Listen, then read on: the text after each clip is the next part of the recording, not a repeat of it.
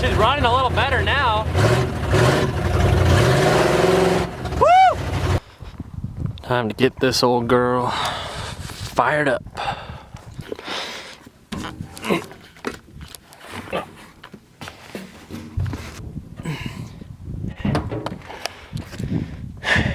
Okay.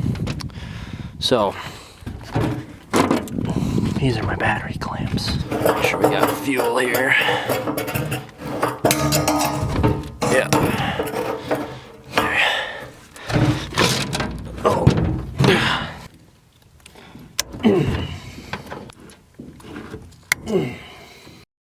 Looks good to me. Let's try to get out of this thing without breaking an ankle. Oh. Okay, fun part of getting in here. That's okay. I think I gotta do the old foot up on the tire, pull on the steering wheel, and then kind of yeet myself up in there.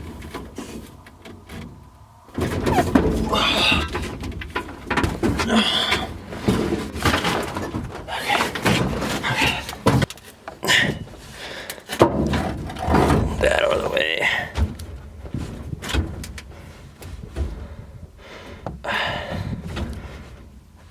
I think that's 2. I'll try. I think it might have been at 4 earlier. Oh, but then that's in the way of this. Okay, I think that's park.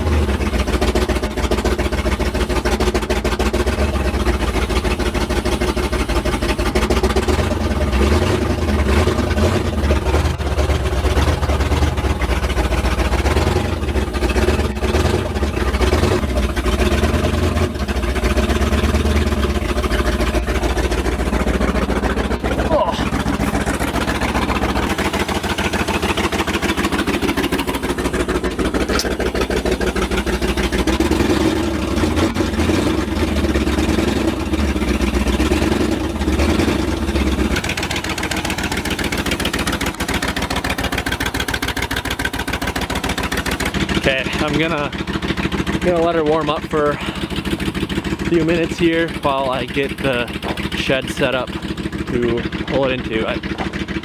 It might be too tall, it's gonna be close.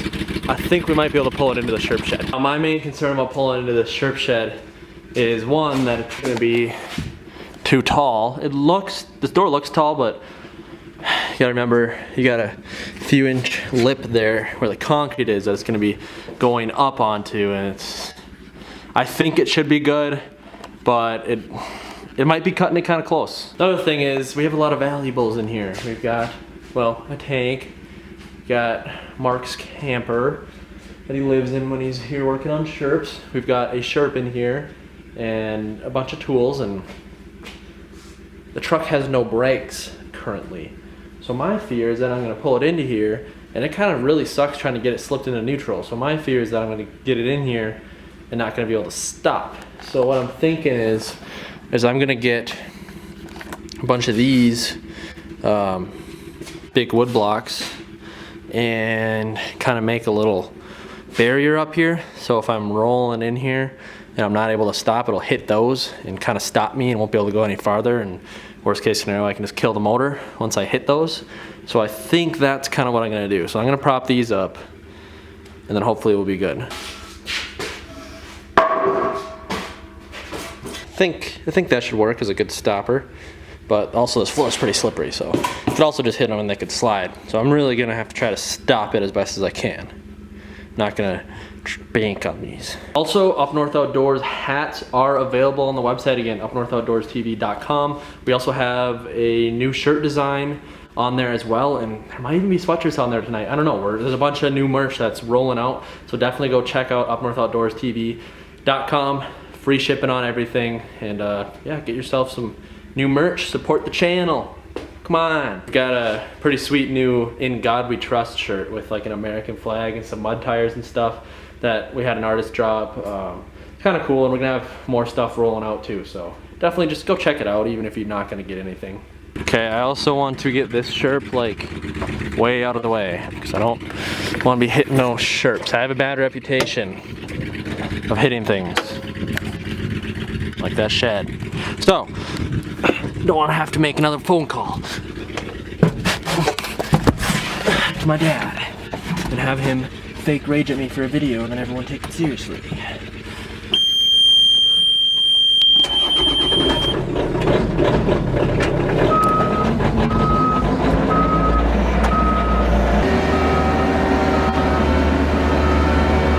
Okay, I should have plenty of room to maneuver in there now. Kick these back just a little farther.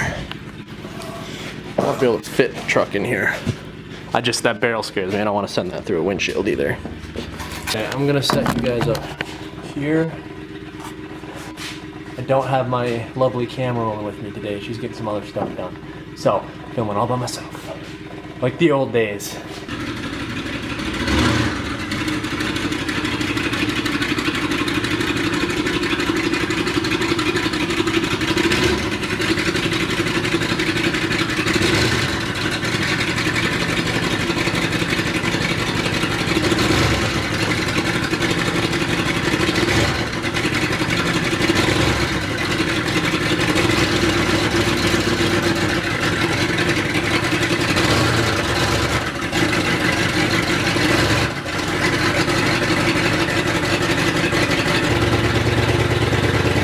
Okay, I think we'll be good.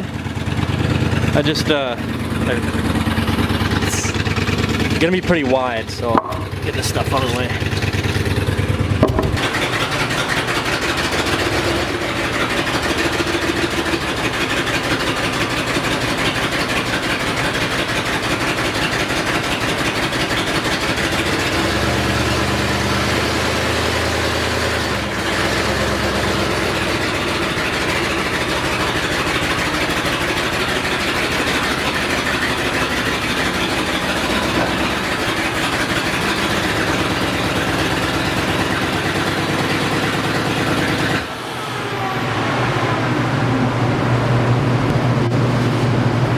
Well, that was scary. My butt was puckered the whole time.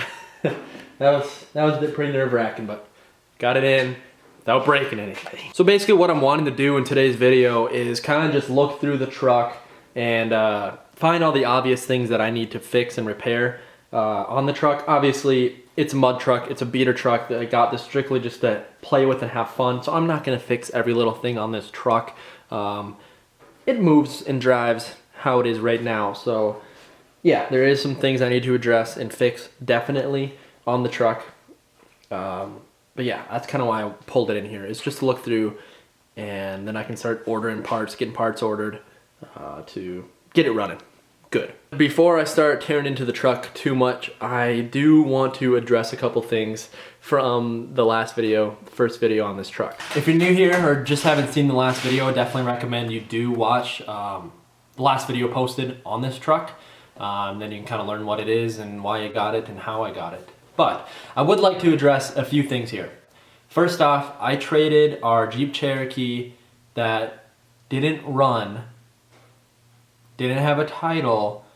Basically the only thing I was trading for was the new Swampers that I put on it. Basically he was trading because he wanted those new Swampers and maybe wrench on the Jeep to give to his brother as like a woods truck, you know, an off-road rig. So I was trading a Jeep Grand Cherokee, mind you, basically for the tires for this truck. So yeah, there's some people trying to say I got screwed over. I didn't get screwed over. I mean, everything on this truck, money-wise, is worth like the same as what that Jeep is with the new tires. Like it was really a pretty even trade, and obviously trading for a Jeep that doesn't run, I can't expect something perfect. I mean, it is what it is. You know what I mean? It's not, I don't know.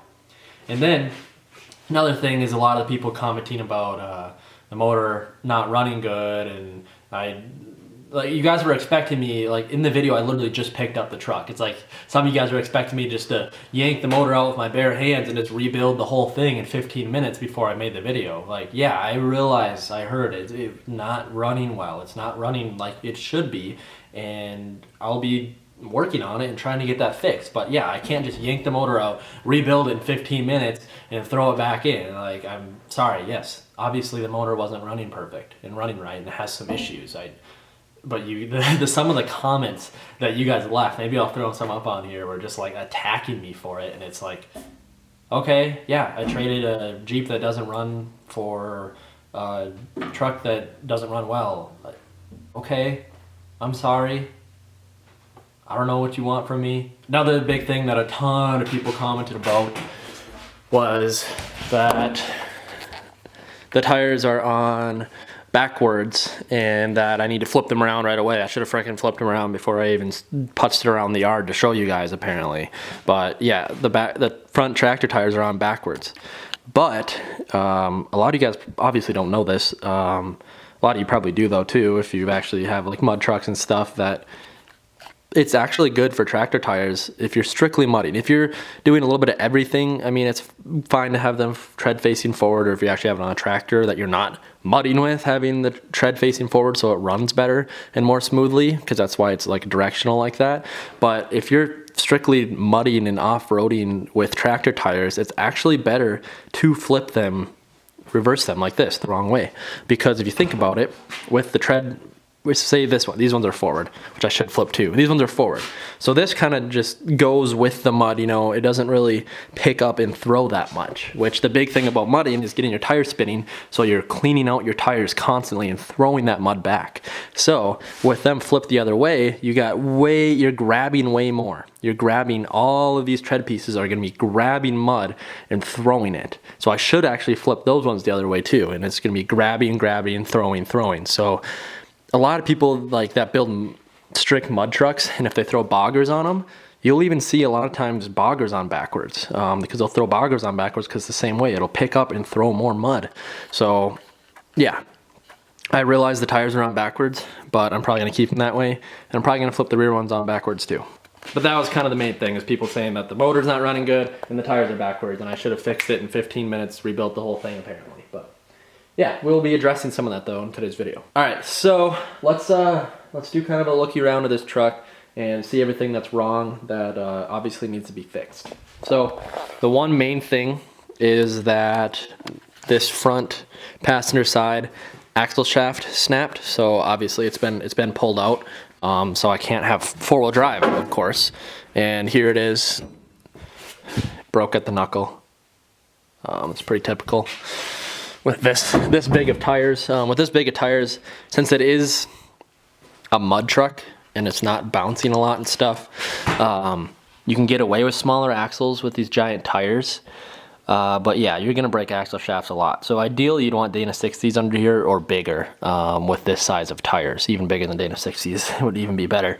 But for just mudding, you can get away with this. So that is something that I do have to replace at some point, is the axle shaft. It's probably not gonna be in the top of my list of replacing on this truck, just because throughout all winter, basically, not really till the springtime when it's really muddy, I'm really not even gonna need four-wheel drive. With how tall and skinny these tires are, I will be able to plow through plenty of snow in two-wheel drive. And if I wanna lock in this hub, I could run three-wheel drive as well, and I think I would be able to, if I was in a bind, I think I'd be able to get through plenty with two, maybe three-wheel drive if I need it in the snow. I'm not really gonna be too worried about getting that new axle shaft in until it's getting closer to spring, and then I'm gonna want four-wheel drive for the Subi mud. All right, another thing is the battery setup. So I need to get some ends. I've just been using clamps on here, and that's what he was using too. So basically, my friend that I got this from, his dad built this truck, I think in like, when he said he was like 8 years old, and he's in his 20s now. So he built this truck a long time ago, and then he sold it, and then his people did a bunch of other stuff to it and changed it, like painted it. It used to be silver and matched the wheels, he said. That used to be silver, like a grayish silver, and but he ended up basically, I think last year, a couple years ago, he bought it back from the people that his dad sold it to. And then he's kind of just been picking away at it, like fixing up a bit and stuff. So there is a lot of stuff that needs to be done. Battery, obviously I need to get I should get a bigger battery in here. Two is get a way to actually like strap down the battery so it's not bouncing around. And then of course get some actual battery terminal ends to put on, you know, so I don't have to clamp it. I'd also like to get a bigger fuel cell back here. This is just a 5-gallon tank because, I mean, it's a mud truck. This truck was strictly built just for doing a mud run, and that's it. You know, just going straight for a short period of time. So I would like to eventually put a larger fuel cell, like a 12 or 15 gallon at least, back in here. So if we did end up hitting some trails with this truck, we can drive it for a long period of time and not be having to refuel all the time and worrying about running out of gas and everything like that. Also wouldn't mind mounting like some recovery equipment back here eventually down the line. Doesn't have to happen anytime soon, not really till spring, summer, but I wouldn't mind mounting like a high lift jack or 2 in here. I've actually got one. I could mount my one in here, at least get some max tracks for in here. I would like to get a bubba rope, those stretchy pull ropes, and I don't know, get like a bunch of recovery equipment, maybe a couple of shovels back here, stuff like that. Maybe even a little toolbox with some simple tools to fix stuff, easy stuff if I need to in the trail. This one ground wire here too, I would like to, it's just going from here and then down and kind of just slithering through the cab here into the motor there. So I would like to maybe route, get some tubing or something and route this ground cable a little bit better, just so it doesn't get caught up on anything. And then the reason I don't have brakes is actually a pretty easy fix as long as everything else is good on the system. So the reason I don't have brakes is right here. This brake line is just a little too short. Needs to go from here to here. So I just need to take this piece in and get a longer piece of brake line made, so I can just get her up there, and then we should be good on brake lines. I should be able to, I mean, I wouldn't doubt if there's some leaks somewhere else because I don't think it's had brakes for a while. So I would like to check around, but that's the main reason that there's not brakes. I don't really know how hog wild I'm gonna go with this truck. I'm not gonna do anything crazy with it yet, upgrades wise, just because the main reason I got this truck is for something to play with while I get my other projects done. So I can still have some off-roading content with you while I get my main projects done and finish up my shop, which is really close to being finished, and then being able to get my projects done in there, like the Fummins and the 6.9 and everything like that. And this is something that I can use to make some off-road content along with the Sherps to keep you guys entertained. So I don't want to tear apart this thing too much to then just have another project, because the whole reason of this is something to rip while I work on the other projects for you guys. So maybe once I start finishing up some of those other projects, I can start going kind of crazy with this thing. But for now, I just kind of want to get it running and driving so I can play with it for you guys. But yeah, brakes are definitely a need. But the one nice thing about this actually though is it's got an electric fan on here, and there's no coolant leaks or anything anywhere, so that is actually pretty slick. And it's hooked up and wired up and works too. But this is what I need here. I need like a longer brake line piece here. It's also got this cool like steering, I can't remember what it's called. He told me, I can't remember, but it's just cool like steering assist on here, like a hydraulic steering assist. I don't know, it helps. It's really surprisingly easy to turn these tires in the cab because of that. And we got this right here too. So I can't remember, maybe you guys leave a comment below. I can't remember what this is called, but it's actually pretty helpful and nice, because imagine turning these without power steering. That would really suck. And this way I don't have to run a power steering pump constantly, which is a pretty big horsepower drain actually. Pop the hood here. Okay, I got the hood kind of sketchily popped up here. So I popped the hood, and there's actually a lot of room to work in here, which is pretty nice. Like there's a ton of room in here. One thing is that hood latch right there, the bolt's snapped, so I need to kind of just weld that hood latch back on. The one on the left side still works, and it actually latches as well, but I do need to get that hood hinge, sorry, not latch, that hood hinge tacked back up on there. I'm not gonna try to act like I know everything, because I don't. I'm learning. I'm 21 years old, and you know, I've worked on trucks for fun my whole life, but I've really never done much on motors. So I'm not super up on my motor knowledge as much as I should be. I've learned diesels pretty well now, but even like I can change plugs, I can do an oil change, I can do a timing chain on a 351. Like my 351 I know really good. But anything else, like that's really, the 351 is really the only gas engine I've really like somewhat dug into. So yeah, I am kind of a novice when it comes to working on gas engines or engines in general. Like I can put a whole lift kit in, I can do suspension work, a lot of that kind of stuff. It's just when it comes to tearing deep into an engine, I don't know a ton, but it is something that I really want to learn. And there's no better way to learn it than doing it. So this is the 390. Mikey's done some work to it. It looks like it's got a pretty new distributor, and the wires look fairly new. I'm trying to find where the dipstick is. One thing I do know is the oil's pretty milky. It's got pretty milky oil. I just got to find the dipstick here. So that's the oil. Obviously oil is not supposed to be white. So that is an issue. And let me feel. It's still pretty thick. Like it's not too watery, but it's not as thick as it should be. And obviously it shouldn't be white. So Mikey had torn in the motor and had this motor running pretty good at one point.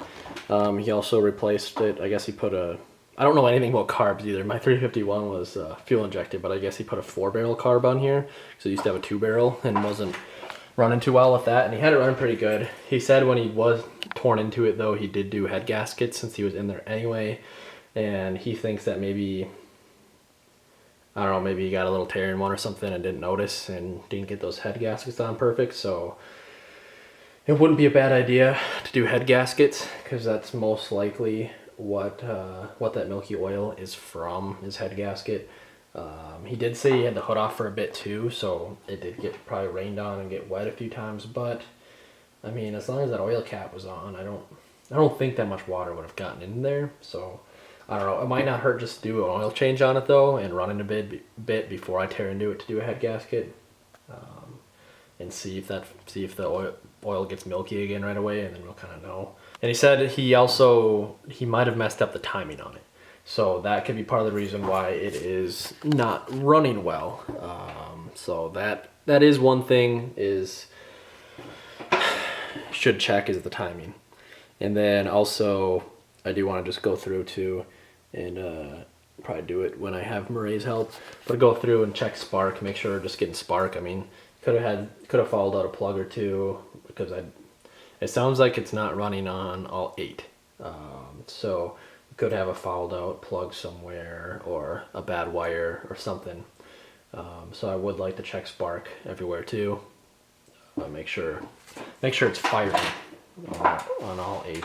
Other thing is obviously I just want to get this truck running somewhat good so I can play with it while I work on my other projects.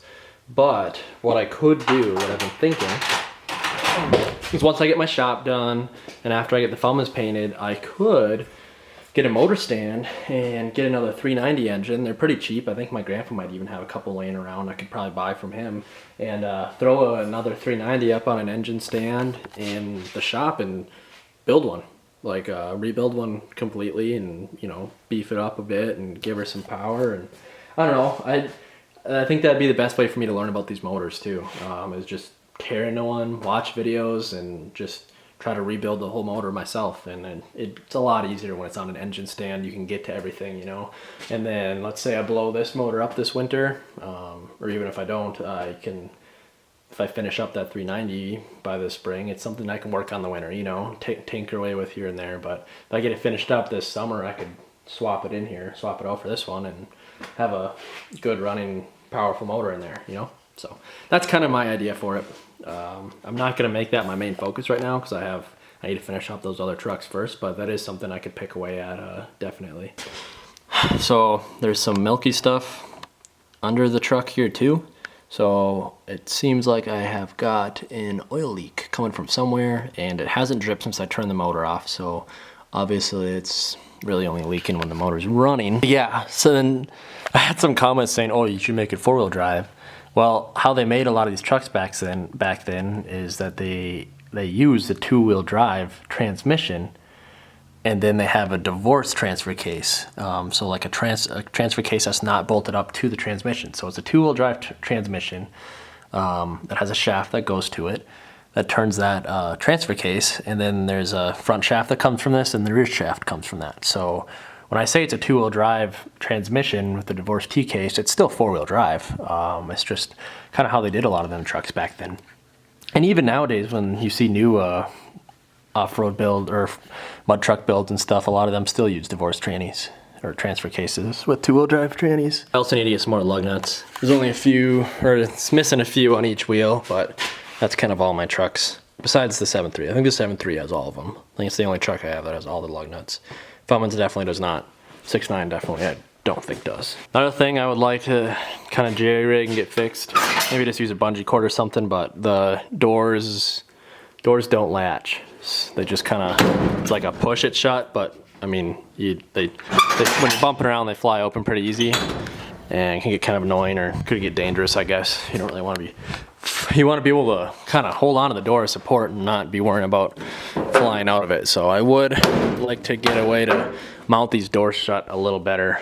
And then also, eventually down the line, I would like to probably rip this seat out. And this is some stuff that'd be farther down the line, but it would be nice to get before I'm going to any like big mud runs or this summer with it and really beating on it and doing some dangerous stuff with it. I would like to get at least something with a seatbelt in here, be able to mount some seatbelts or even a harness in here or something would be nice. And then since this thing's so tall and probably pretty tippy, wouldn't be a bad idea to build a cage for it, at least a roll cage for the inside or a roll bar right behind the cab here. Just something to protect people from the inside from getting completely crushed if this thing was to roll over. Yeah, that's kind of all the main things I need to get done with this truck. Number one is getting that brake line so I don't have to do ghetto stuff like this. And then number two is getting that motor running right. Now to do that stuff though, I need to get my freaking shop done. So I'm gonna pull this truck out, probably go park her, and then I'm gonna try to get my chimney mounted for my wood stove in my shop at home. So I can be working on these projects at home and not be worrying about having to pull vehicles in and out every night to be able to pull strips back in, etc. Then I could just pull this truck in the shed and just work on it for 2 solid days in a row and get her going good, you know what I mean? So I am gonna go work on that. Let me know what you guys wanna see me do off-road with this truck right now though. Because here in a couple days this weekend, or I don't know, a couple days, I would love to do an off-roading video with it for sure. A lot of you guys commented, told me to take it mud and go take it through a mud bog. A lot of you guys gotta remember, I live in northern Minnesota and it's December. The ground is frozen solid now. So we're not gonna be able to mud with it till spring. But we do have some rock piles. We can try doing the rock crawling with the mud truck. We could try doing something like that. Could take it out on some of the ice on some of the little ponds we have out on the property here and see if we could break through the ice and do some crawling around in the water and the ice. I don't know. We got some stuff we can do with it. We could try to take it over the junk cars out there, see if we could run over some cars. Maybe try taking them sideways instead of the front ways like we do with the Sherp. I mean, pretty big tires. I think we can maybe do it. So yeah, just let me know what you guys want to see me do for fun with this truck, and we'll do it this weekend. Okay, I want to take you guys inside with me while I try to back this thing out and get her parked. Crap. Okay. So to turn this rig on, there is no key. You gotta flip this switch on and push this button, and then this switch right here is for your fan. So we're gonna flip that up.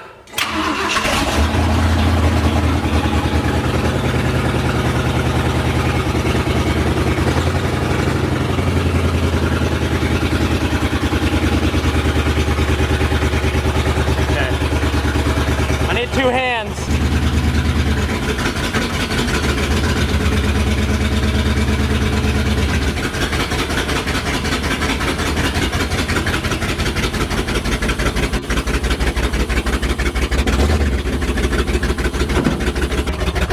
Sketchy.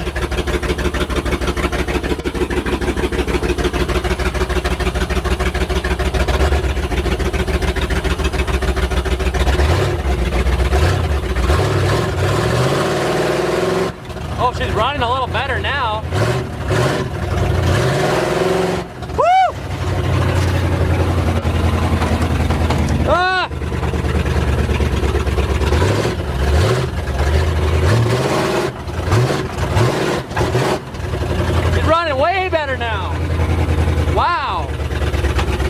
Try to get her in park here.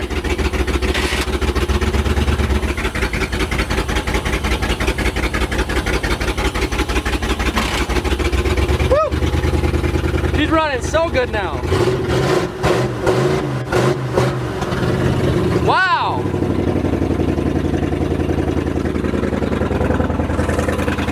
I think she's missing now. I don't think she's not lagging. Like, that was instant. Mom! I think I fixed it.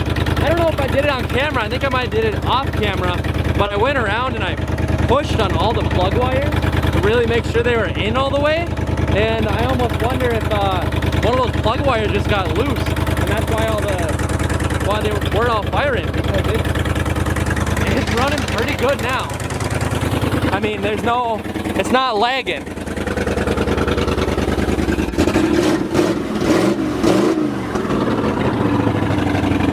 Yeah, I mean, I gave her the beans there and she just whomp, not like earlier when it was all bogging down. We're definitely gonna have to do an off-road video with this thing this weekend for sure now, for sure. She's running way better, way better. Heck yeah. I was just like revving her a bit for an Instagram story to show that I got her running a lot better, and then it just died. So then I got really concerned for a second, thinking I just blew it up, but this little 5-gallon tank and it only had a couple gallons in it. It's empty now. So thankfully this thing has a mechanical fuel pump. It's not electric, so if you run it out of fuel, it's not really the end of the world at all. But yeah, she is peppy, running a lot better. Definitely all those cylinders are firing now, because yeah, could still use some tuning, but at least that makes me happy.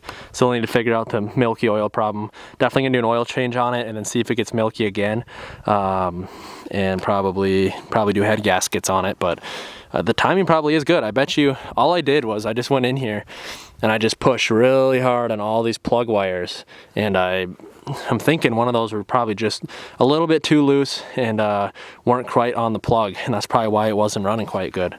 Because it's running good now. All right, we'll flip the old main power switch off. Got her in park. I think we're good to go. Go ahead and disregard all that stuff that I said about me not knowing anything about gas motors. I didn't even have to break out a tool. I just pushed on a couple things and there you go. Disconnect the batteries here. Sweet. Yeah, you can see right here where I tapped that throttle and she dug right into the frozen, like this is frozen hard packed gravel here in our parking area for the Sherp, and she dug in with those big tractor tires even. So definitely running heck of a lot better. That's not too happy of a sight, but it's not too much either.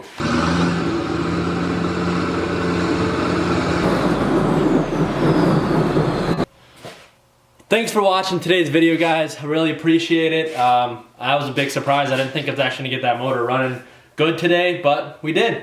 So all y'all, motors garbage, got ripped out.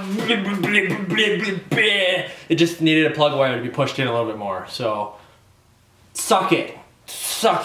Yeah, it definitely still obviously needs a lot of work, but I don't know, that's nice. But yeah, God bless, guys. And yeah, make sure you check out the merch page. We got new merch dropping, so it's up. It's gonna be live. When this video is live, there's gonna be some new merch live. Up North Outdoors hats are gonna be back. I know we only sold a dozen, and a lot of people were pretty disappointed because they weren't able to get hats. So we're gonna have more hats available, and some new shirt designs available, and maybe even a sweatshirt or something too. I'm not sure. We're rolling out a few things tonight, and then we're gonna continuously be rolling out more things on the site. Yeah, but anyway, and we're doing things a little different on there too. Sorry. I know a lot of you guys don't care, but instead of there being a limited supply stuff, there's gonna be like an unlimited supply stuff. So basically what we're gonna do is we're gonna take orders, and then every like week or two we'll go in, and the place that makes our stuff, we're gonna give them basically what our orders are, have them make the stuff, then ship it out. So